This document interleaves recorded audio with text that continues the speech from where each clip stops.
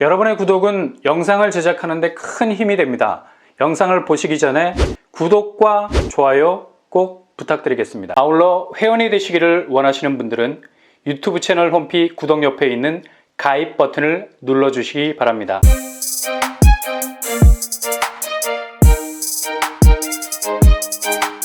안녕하세요. 뻔뻔한 한복독방입니다. 긴급 소식입니다. 아주 좋은 뉴스죠. 일단 무주택자들에게는 작은 부분에서 숨통을 제대로 틀 수 있는 새로운 부동산 정책이 나왔습니다. 바로 윤석열 정부 인수위 부동산 태스크포스에서는 내 집 마련을 위해 필요한 대출을 앞문 뒷문 다 열기로 했습니다.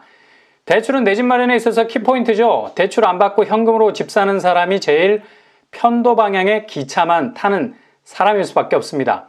오고 가야 하는데 그냥 무조건 가기만 하면 대책이 없겠죠. 본인이 아무리 현금 유동성이 풍부해도 일단 집을 사기 위해선 대출 받아야 됩니다. 그래야 나머지 자금을 다른 곳에 투자할 수 있는 여유도 생기게 되는데 꼭 현금 박치기를 하는 분들이 있어요. 포트폴리오적으로 볼 때 자산을 나누어서 담을 수 있는 기회를 놓치게 된다는 거죠. 이번에 인수위 부동산 TF에서 결정적인 한방, LTV 주택담보대출 비율을 80%까지 상향해 줄 것을 예고하고 있습니다. 이렇게 되면 서울에서 10억이 넘어가는 아파트도 본인 자금 2억만 있으면 집을 살 수 있게 됩니다. 그리고 이렇게 입구가 열려 있기만 하면 무늬만 대출이 될 가능성 높죠. 무슨 말이냐? LTV 비율이 늘어나서 80%까지 대출을 받을 수 있는 입구가 열리게 되는데 중요한 건 들어갔으면 나올 곳이 필요하죠. 들어가서 못 나오면 거기는 감옥 아닙니까? 프리즌 브레이크를 해야 하죠. 출구가 있어야 한다는 겁니다. 이걸 DSR이라 하죠. 총부채 원리금 상환 비율. 다시 말해 얼마나 빚을 지고 있으면서 동시에 그걸 효율적으로 갚고 있는지를 들여다본다는 거죠. 다른 말로 하자면 개인 총량제입니다. 예를 들어서 내가 10억을 빚지고 있습니다. 근데 앞으로 대출을 5억 더 받아야 돼요. 스스로 갚을 수 있는 총액이 10억이 한도라면 DSR이 적용이 돼서 본인의 수입 대비 상환 능력을 감안 최종적인 대출액이 결정이 되겠죠. 연봉 20억씩 번다면 무조건 대출 가능합니다. 근데 이게 현실적으로 불가능. 기존에 10억이라는 빚 때문에 DSR에서 막히게 됩니다. 아무리 LTV 문을 활짝 열어놓는다 해도 개개인마다 대출 적격 부분을 스캐닝하기 때문에 대출을 받기 위해 들어왔는데 출구가 없는 거야. 엑시트, 비상구를 찾을 수 없으니 대출 자체에 브레이크가 걸리게 된다는 얘기입니다. 근데 이번에 인수위 부동산 TF의 인상적인 정책은 바로 대출 출구에 해당하는 DSR까지 풀어준다는 방향으로 선회. 확실히 실수요자들, 그러니까 무주택자, 신혼부부, 청년들에게는 상당히 효율적으로 대출 혜택을 볼 수 있는 뒷문을 열어놓을 수 있다는 거죠. 이게 결정적인 한방입니다.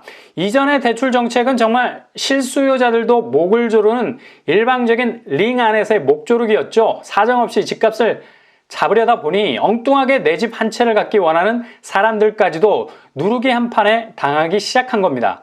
작년 연말 기억 안 나세요? 은행 대출이 이런 식으로 말라버리니까 당장 분양에 당첨이 돼도 중도금 대출까지 막히게 되는 정말 기가 막히는 일까지 벌어지게 됐죠. 이런 식으로 숨통을 조이게 되니 자연 부동산 오름세가 보합세로 돌아서는 건 당연하지 않겠습니까? 결과론적으로 보자면 일시적으로 집값이 잡힌 것처럼 보이지만 이건 어디까지나 일시적인 겁박에 의해서 상대의 목을 누르고 있는 것뿐입니다.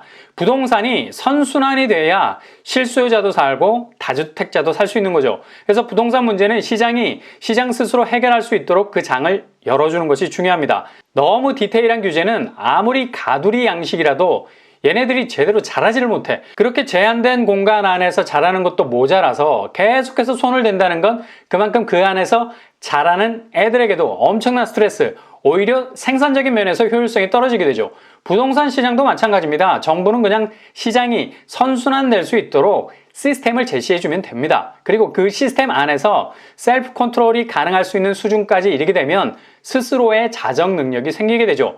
이게 불안해서 계속해서 규제라는 약발을 먹이게 되면 기형적으로 시장이 변할 수밖에 없다는 거죠. 이번에 LTV 80% 완화 그리고 DSR까지 늘어나게 된다면 제일 혜택을 볼 수밖에 없는 분들이 바로 무주택자, 청년, 신혼부부, 예비부부 등등입니다. 일단 소득이 규칙적인 분들이 유리하겠죠. DSR 부분이 여전히 타이트하면 엄격하게 소득기준 컷을 적용해서 LTV 비율이 줄어들 수도 있을 텐데 지속적인 직장을 가지시고 수익을 내시는 분이라면 충분히 DSR 완화 범위 안에도 들어갈 수 있다는 결론이 나옵니다. 아마도 세부적인 대출 기준점은 개개인마다 격차가 분명히 있을 수 있습니다. 이전에 LTV 80% 수준까지는 꿈도 못 꿨죠. 그래서 직업이 안정적이라면 완화된 DSR이 그다지 큰 걸림돌이 되진 않을 듯합니다. 당초 인수위에서는 이런 대출 혜택을 생애 최초 실수요자들에게 한정하는 방안을 세웠었는데요. 이렇게 되면 전 정부와 부동산 정책에 있어서 무슨 차별성이 있겠습니까?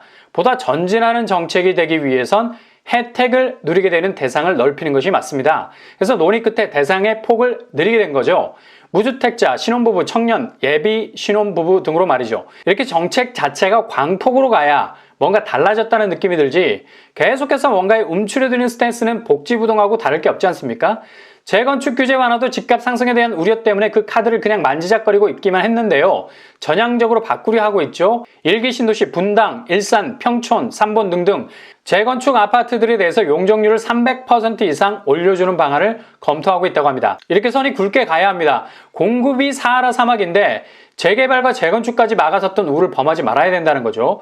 뿐만 아니라 재건축 안전진단 기한도 30년이 넘는 아파트는 면제 대상이 되게 하는 것도 아주 중요한 정책일 수 있습니다. 이렇게 되면 집값이 난리가 날 것 같지만 실은 사방에서 공급에 대한 본물이 터질 때쯤이면 확실히 집값은 내려갈 수밖에 없게 될 겁니다.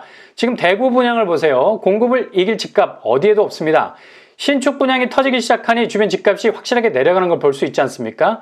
그래서 이번 LTV 규제 완화와 동시에 DSR 완화까지 입구와 출구가 확실하게 열리게 된다면 분명 내 집 마련을 위해 뛰어온 여러분들에게는 무조건 좋은 기회가 될 수 있다는 얘기죠. 그러니 절대 청약 포기하지 마시고 끝까지 목표한 곳으로 정조준 달려나갈 수 있기를 바랍니다.